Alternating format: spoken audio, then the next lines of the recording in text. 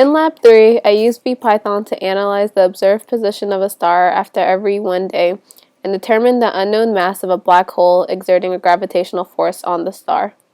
Using Newton's universal law of gravitation and the momentum principle, I found that we could calculate the mass of the surrounding object of source by analyzing the observed change in positions over time. This observed data is the effect of the net force acting on the system over time. Once we calculate the net force using Newton's second law, we can apply it to Newton's law of universal gravitation to determine the mass of the black hole. With my specific data, the mass of the black hole exerting a gravitational force on the star is 3.218 times 10 to the 31st power. With the given data on the position of the star, we calculate the change in position. Each data point is observed after 1 day, so the change in position over the change in time, 86,200 seconds, gives us the velocity of the star at each point. Calculating the change in velocity over 1 day, we can calculate the change in momentum of the star as well.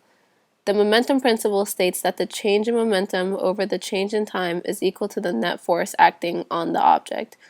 In order to apply the momentum principle to the universal law of gravitation, we have to assume the gravitational force exerted on the star by the black hole is the only force significant enough to cause a change in motion.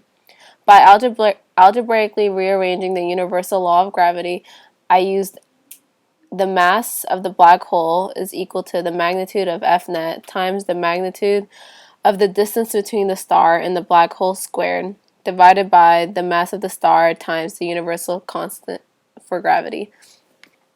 The change in momentum over time can be broken into the sum of its parallel and perpendicular components. The parallel component of the change in momentum over change in time is equal to the change in the magnitude of the momentum divided by the change in time times the unit vector in the direction of the momentum. This is also equal to the parallel component of the net force. The perpendicular component of the change in momentum over change in time is equal to the change in momentum over change in time minus the parallel component. This is also equal in magnitude to the perpendicular component of the net force. The mass of the star is given in our starter code. Because the given position data was tracked every day, I converted delta t into 86,400 seconds and began t at t is equal to 0. I used VPython to read in the data of the star's position from a CSV file. Each line of the file corresponds to the x-y position of the star at each day. My code stores all of the x-coordinates and all of the y-coordinates in 2 separate lists. Here, I calculated the change in position and then the velocity of the star. By multiplying the velocity by the mass of the star, I calculated the momentum of the star.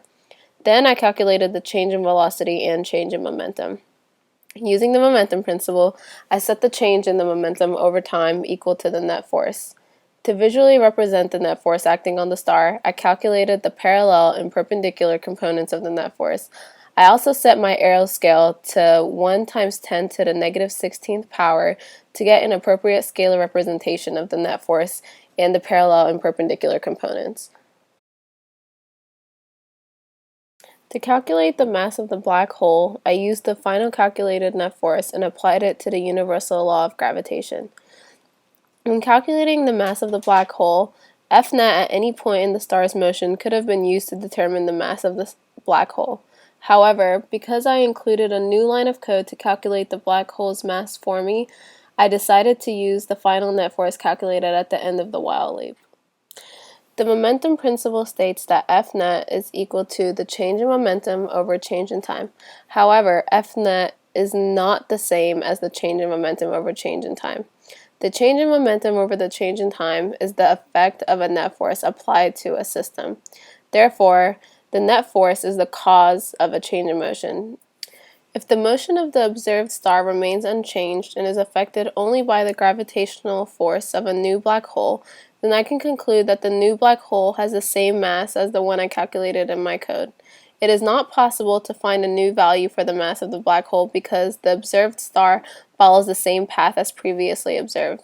Because all of my calculations were conducted using solely the observed position of the star, Newton's second law and the universal law of gravitation, we would obtain the same value.